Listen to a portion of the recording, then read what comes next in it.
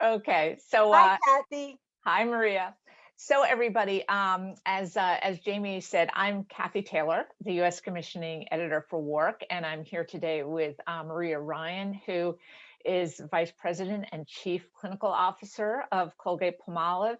If you're not familiar with WARC, our mission is really to help marketers do their job better by offering them insightful content on pretty much any topic you can mention under the sun. Brief ad here that if you're not familiar with WARC, we are doing an open house tomorrow that kind of opens the gates on the site temporarily. So if that's of interest to you, I suggest you go to LinkedIn and search for WARC, and you will find a place to register. Now, I want to do more introducing of Maria. First of all, I think she's the first periodontist I've ever interviewed in my life, so I'm a little nervous. And I haven't been to the dentist as recently as I should, so now I'm feeling really nervous. But in addition to her role at Colgate, she is a DDS and a PhD, and she also was the professor and chair of Department of Oral Biology and Pathology at Stony Brook, and a past president of the American Association for Dental Research.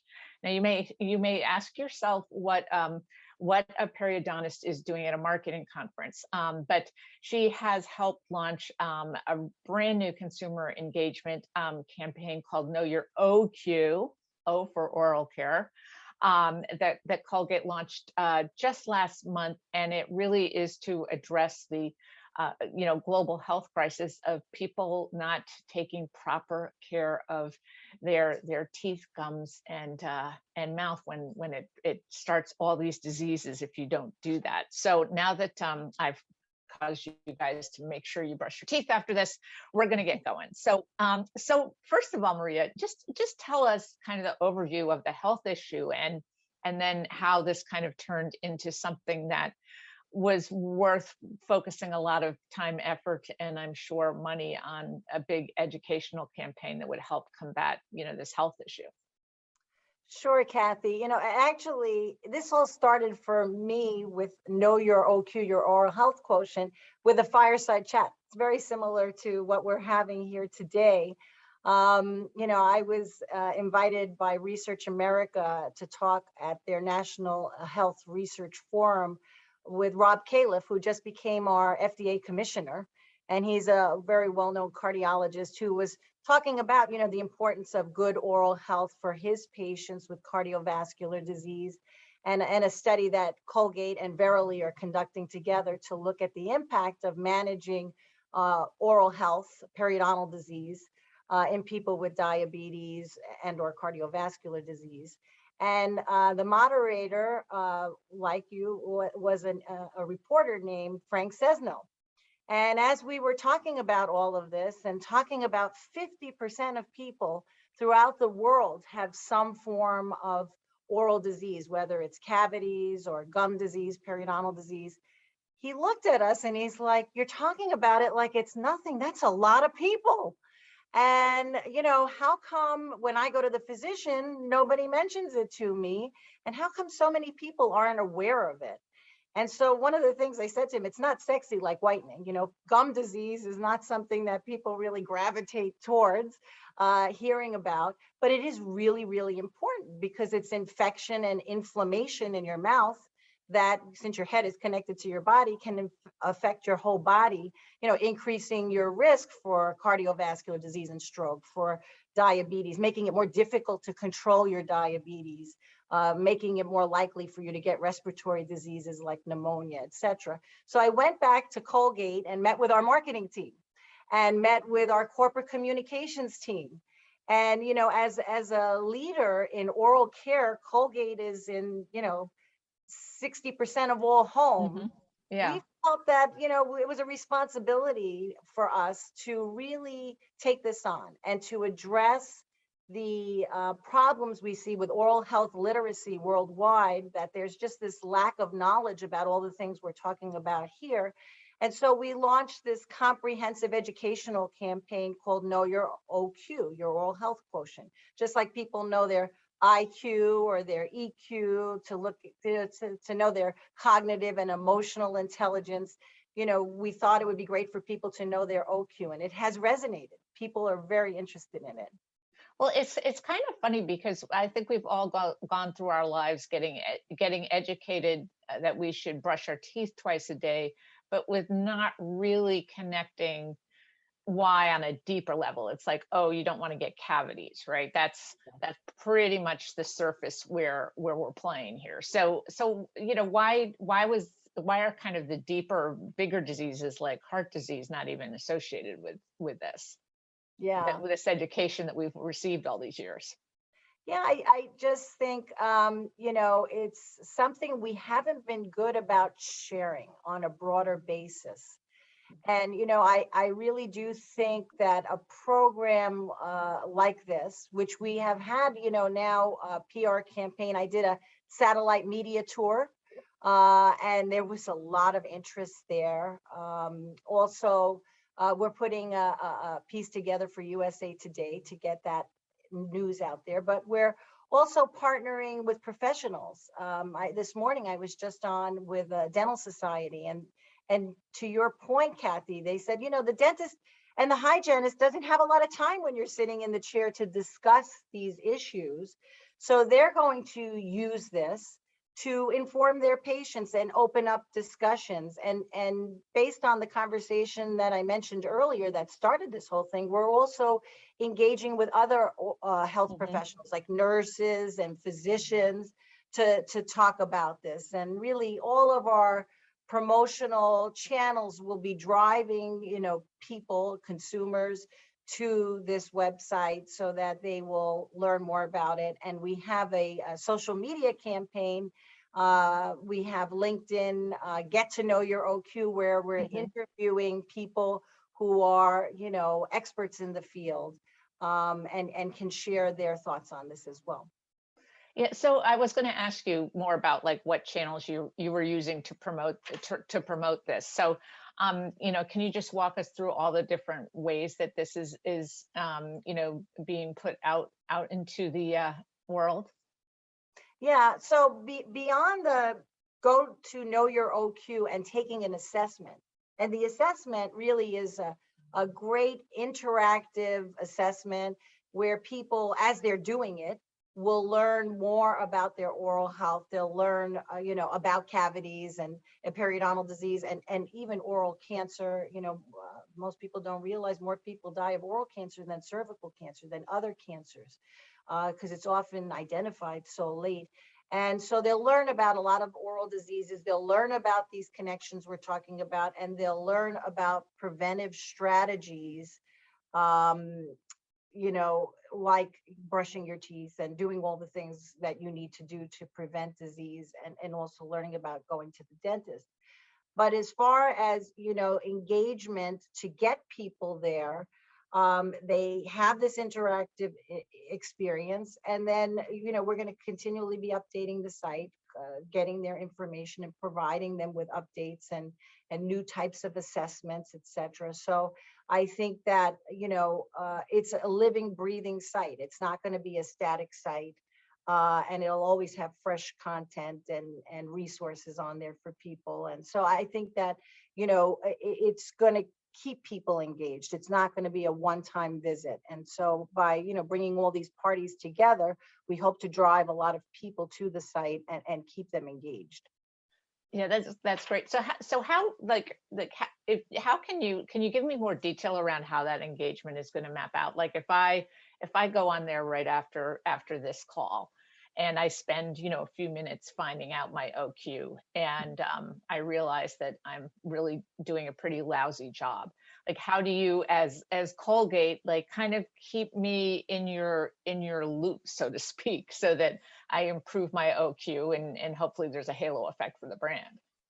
Yeah, well, it takes about 2 to 3 minutes to take the assessment. And of course, there's lots of other information on there that you can gather, and you can retake it. So if it's 0 to 10. So if you got a 0, Cathy, and you said, "Oh my God, let me see if I should read a little bit more and learn a little bit more," we can actually assess, how people are moving up and improving on their OQ score. And then at the end of it, you have the opportunity to leave us with your contact information to get back to you with interactive videos, how we like I said in the beginning, people know what to do. Sometimes they know that I'm supposed to brush twice a day, or somebody's handed a toothbrush and toothpaste, but they don't know how to do it correctly, because people often really aren't given the lesson of how to brush their teeth and what they need to do, and how to do it correctly. And so there'll be videos on how to brush correctly. There'll be, new types of assessments talking about, your risk for cavities, right? And it's not just how much you brush, et cetera. It's also what you eat. So you'll learn about the diets that are, important, and staying away, obviously, from sugars and sugary drinks. And then also what's important for your kids, not putting them to bed with a bottle of juice, and they end up having cavities. Some people know this, some people don't know this, so they'll continue to get additional information. The same is true for gum disease, like what puts you at greater risk, and there are certain diseases that put you at greater risk for getting gum disease.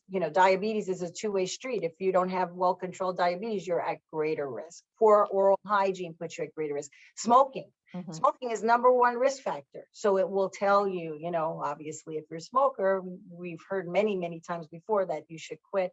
But there are many, many reasons, and eventually somebody might find the one that matters to them. So we engage with the people so that they will continuously learn, and hopefully keep coming back to the site, and we'll be able to monitor that.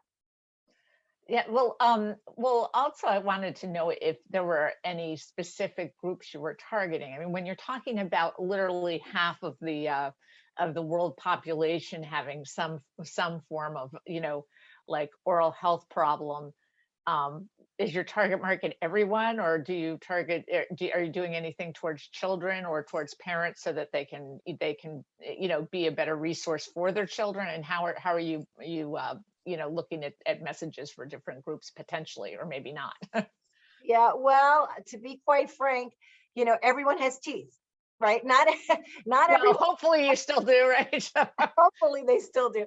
But and if not, maybe implants. And that's another thing. You have to take care of those as well. And even if you're in dentures, there are issues you have to address, because you're more prone to candidiasis and fungal infections, et cetera.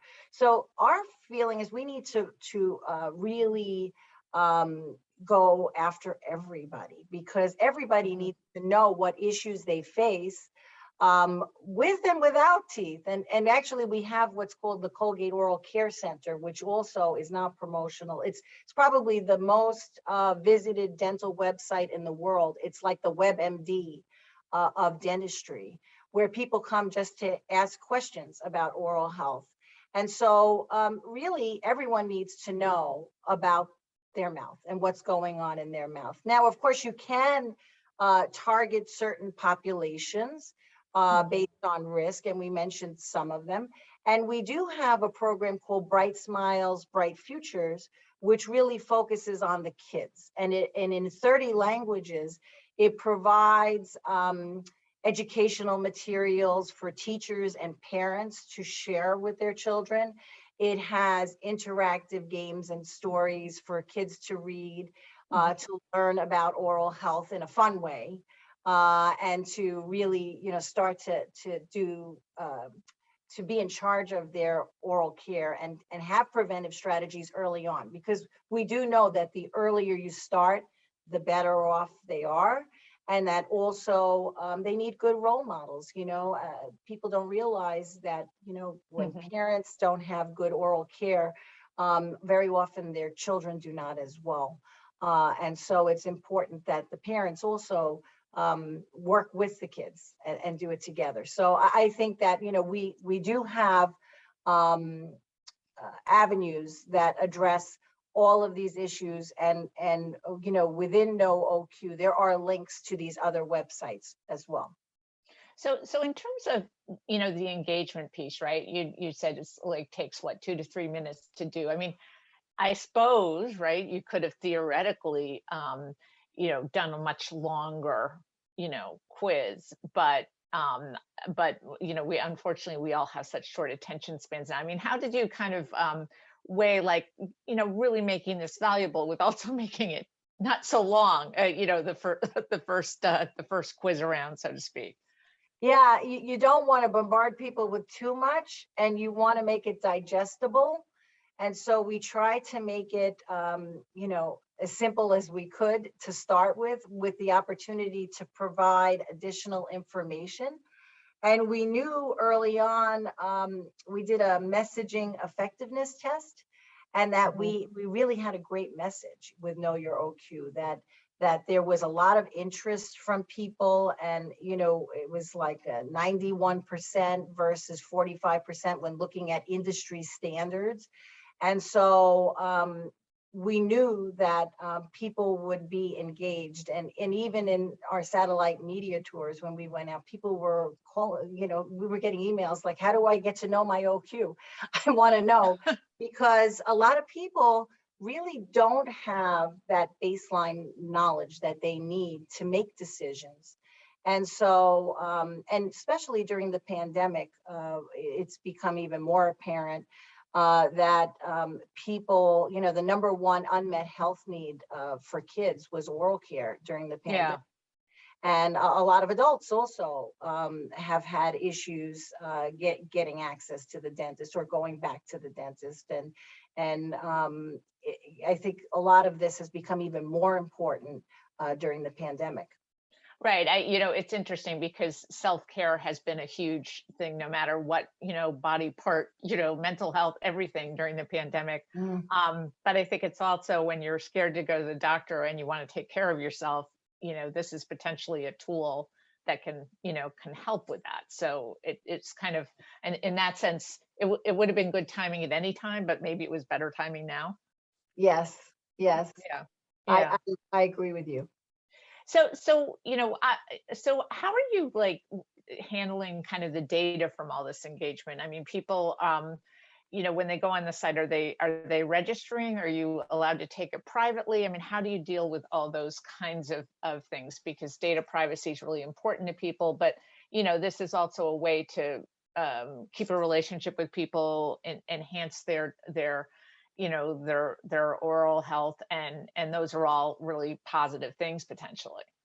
Yes, and as I said, them leaving their contact information is optional, but for us to truly assess, the impact of this, because we want to make a real impact. We have an ongoing study where we actually have people who are part of a clinical study. So they've consented to sharing their data, and they are taking the quiz, and we're really engaging with them to assess how did they do, what did they learn, did it improve on their knowledge, and then following them for some time to see, has it changed their behaviors? So is it really making the kind of impact that we hope it makes? And that change in behavior may be, improvements in oral hygiene, but it also may be finding a dentist, right? So, we have on this site, you may find a dentist through the American Dental Association, or through a dental service organization, or through a safety net like federally qualified health centers. Or through a dental school, which is they often serve as safety nets for people who may not be able to afford going to the dentist in practice. They might have to go to a dental school, but there are lots of places where people can get help. And so we will be really monitoring a large group of people who are really engaged with us as part of a clinical research study where we can follow them and with their consent, and see how this impacts them, and also how we can do better. What can we do to change it and improve on it? So how good are we doing with what we have, and how can we make a difference? And generally on the website, what we can do is we can follow how many people actually take the assessment. We can follow with all of them together, how do the scores change, not identifying, a particular person. So there are things we can do on the website, but I think that the study that we're doing really will give us the information that you're asking. If, are we making a real impact? And what are the impacts on health outcomes in the long run by, empowering people with knowledge. Yeah, yeah. So, I mean, obviously Colgate's a brand. You do sell toothpaste after all. So More how than do you, that, but we sell toothpaste too. a lot of other things, but how do you connect, or, this is meant as an educational campaign. So how are you sort of incorporating the brand into the fact that this is an educational campaign? Because it's a delicate balance. I mean, you could theoretically have people take this and then throw them campaigns for 50% off their next purchase of Colgate toothpaste. So how are you kind of balancing all of that? Yeah, we have been very, very steadfast that this is a public health initiative. And it's not promotional at all. It's not linked to any of our brands. And what it's really linked to is to our company purpose, which is to reimagine a healthier future for everyone. And so we feel that this will help us to achieve our goal. And in making it truly a public health initiative, we've been able to engage with lots of nonprofits, with government agencies, with others to really push this forward. Because, one of the reasons, about 20 years ago, the Surgeon General wrote the first ever report on oral health in America. And just this year, 20 years later, the new report on oral health in America came out from the National Institutes of Health. And when we look at 20 years, we haven't made a lot of progress. And you start to wonder why that is. And part of it, I think, is, people need to really understand the importance of oral health. So that's some of what we're talking about here. The other thing that I think we've faced is that we're all working in silos. And so we really feel through this public health initiative, we can break down those silos. So we're working with the professional organizations. We're working with the government agencies. We're working with educational organizations, with dental schools, medical schools, nursing schools, with schools in general. We're working with colleges to try and get this information out. And I think this has really enabled us to take flight with this. So it's really about our company purpose. That's what this is about, rather than a single brand. So if I go on the website, and I don't know if I can throw the QR code up here, I wanted to. There is a website, knowyouroq.com, right? Mm-hmm. So if I can't throw the QR code up by the end of this session, just know that that's what the site is. I mean, how does the brand present itself? Is it in the small type at the very bottom? Is it somewhere in between? Yeah, somewhat less subtle than that, but obviously not overbearing, because that's not the point. Yeah, I think it is at the bottom, sort of like, sponsored by Colgate-Palmolive or something like that. And it's not Colgate, it's Colgate-Palmolive. It's the company that is really supporting this tremendous effort to get this message out. And there's clear evidence that it needs to be shared globally.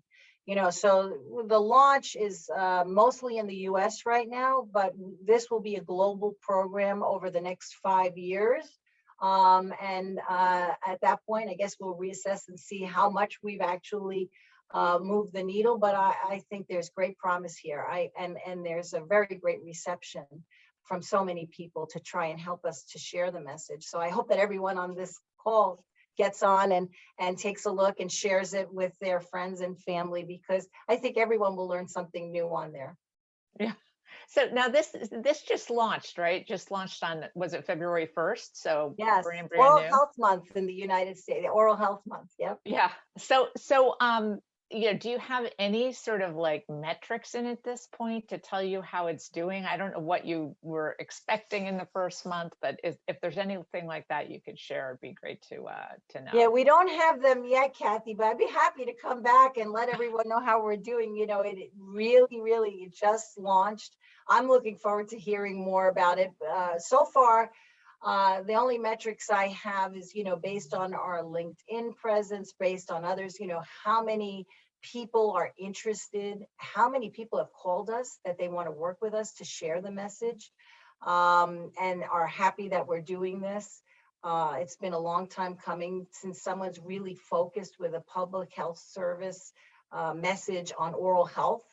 I just think that it's going to be a success. But yes, we need to look at the metrics. We need to see how well we're doing. But I'm very hopeful. So going down the line, a year from now, 2 years from now, I mean, what does success look like, to Colgate? I think success looks like, we've reached a tremendous amount of people, that we have moved the needle, that, we can assess that people have taken the quiz, that they've improved their scores. And through the study that we're doing, that it's really changed the way that they think about their oral health and how they maintain it and how they interact with others, how they reach out for professional care as needed, and how they think about how their oral health impacts their overall health. I think that piece is not well understood by so many people, but so important. And, if you look at the data, there's a lot of data on this. And it's interesting because most people don't know it, that, if you improve on your oral health, and insurance companies have done a lot of these assessments, you decrease medical costs for people with diabetes, cardiovascular disease, respiratory disease. And that's why I mentioned these before, and adverse pregnancy outcomes. You also decrease hospital admissions. And so when insurance companies look at this, and even, if you heard recently, you had Bernie Sanders pushing for oral care into Medicare. That's because those assessments were done to see what would happen to the costs of Medicare. They would decline very significantly if oral care was included in Medicare services. And it's a lot cheaper to treat your teeth than it is, to manage many of these other diseases that we're talking about. So, there's really a drive, even in the government, to have oral care included. So you start to see, oral care start to move into a different space than it's ever been. And, for many people, it was all about whitening. And that's important too, because it's part of who we are, but there's so much more. Yeah, I mean, it seems like just as a share of the messaging that we get around, toothpaste these days, that whitening is the prevalent message. I'm just saying that anecdotally from my own experience. I don't know if you have any data on that, but that this is not really, this is sort of back burner, because as you say, it's not sexy, Yes, it's not sexy. Tartar is not sexy. But I have to say, even our whitening toothpastes, they do help to reduce plaque and gingivitis and all these other things. So if people use it because of the whitening, but yet it helps them with something else, that's okay too. You get 2 for 1. But I think that people really do need to realize that infection and inflammation in the mouth is not something to be taken lightly. I mean, if you had an open sore or a wound on your hand this size, and you brushed across it and it bled, you'd probably go to the doctor, maybe the hospital. This happens all the time in people's mouths and they don't think about it. They brush their teeth, they spit blood in the sink. They have periodontal disease with deep pockets that they can't see. And that infection around the tooth actually can get in the bloodstream. And that's how, it can have an impact on your overall health.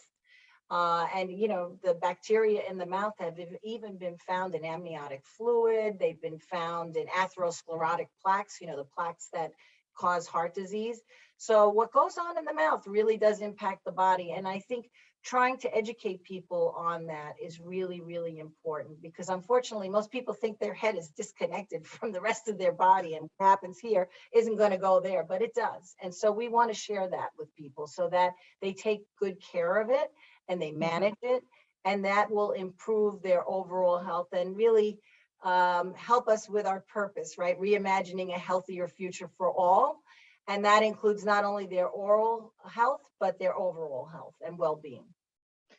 So, you were talking about the insurance companies and all that. And I just wondered if you um, would do any sort of commercial partnerships to get these messages out there. Like if Cigna came to you, or Procter and Gamble, somebody to keep this message going forward. I mean, is that something that Colgate would consider, or is Yes, yeah. we have partnered with a number of different companies. One of them I just recently did a podcast on oral health literacy with Delta Dental. And they came to us and said, we'd love to have you on and talk about the importance of this. And, for insurance companies, we are working with a number of them because they are also looking at, how do you improve on oral health? And we have connected technologies really now. Things have changed so much too. And I think that's another thing that people are not aware of, is that with connected technologies, we can really help people to determine, are they doing a good job, right? So the how, are they brushing correctly? Are they spending the 2 minutes? Are they brushing twice a day? The frequency, how many surfaces have they hit? We can even tell them that. And how do you improve on that? And that's what we can do with connected brushes. And I'm really proud of the company in that, a lot of these are very high end and some people would be able to afford them, but many would not be able to. And what Colgate is doing is to democratize this. They have connected manual brushes. So even with a manual brush, which is really an inexpensive brush, you could tell if you're doing a good job and have that connection and know what you're doing and share that information with people, which really empowers them to do a better job. And that's important to address oral health inequities, right? Because we do know that people sometimes don't have access to the information. They don't have access to the care. And so, we really are trying to democratize a lot of the innovation that we have with our connected technologies across the board, to have, the Mercedes-Benz brush and to have the lower end brush as well. So so these connected brushes, for the uninitiated, I'm not saying I'm among the uninitiated, but maybe I am. So basically it's reporting, data back on your brushing habits to some central location that dissects that you missed your right molar, comes basically. right onto your phone. It tells you. Mm-hmm. And so you'll know how you've done, and you can share that information with your dentist. So sometimes, like when you would go, I'm a dentist, right? So when they would come in, the patient would come in, say, how did you do? And they'd say, I did a great job. And sometimes you'd look and say, yeah, you did. And sometimes you'd look in their mouth and say, not so much. And they'd say, well, I don't understand. What did I do wrong? And it'd be very hard to tell what they did wrong. But now with connected technologies, it's actually telling them, you've missed here. You need to go back. You need to take care of this area or that area. And then also with children, I think it's a big area for us. We have connected brushes, which have augmented reality. So they're like playing a game while they're brushing. And I know my nephew, my sister-in-law said my nephew, he hated to brush, a lot of people hate to brush. And I gave him our Hum connected brush, and he would not stop brushing. He didn't want to go to bed. He was crying. He had to stop to go to bed. She's like, this thing is a miracle. So, with augmented reality, we can actually help children to do a better job, help their parents with getting them to brush. And one of the interesting things we found with that particular brush is, we got a lot of calls from parents with kids with autism where, they were very reluctant to brush, and these kids loved the gaming of it and they were brushing away. So we're actually doing a study now in autistic children to see the impact of connected technologies to help them with their oral care. So I think connected technologies is really changing the game for what we can do, not only out of the office, but in the office. Yeah, so I mean, well, that's kind of a different like definition of consumer engagement, right? Yes, and empowerment too. Yeah, yeah, And that's, yeah, when you talk about self-care, self-care also involves knowing if you're doing a good job, right? And getting information. And now with telemedicine and teledentistry, remote care is becoming more common. So we're seeing a lot of changes which are being driven by connected technologies. yeah. That's fascinating. So if people have questions, you can drop it in the chat. So you had mentioned before about some of the things you're doing with, with colleges, and I think college marketing students to get this message out there. And I wondered why that was why it was important for you to tap into that audience to kind of help, get this message, message out.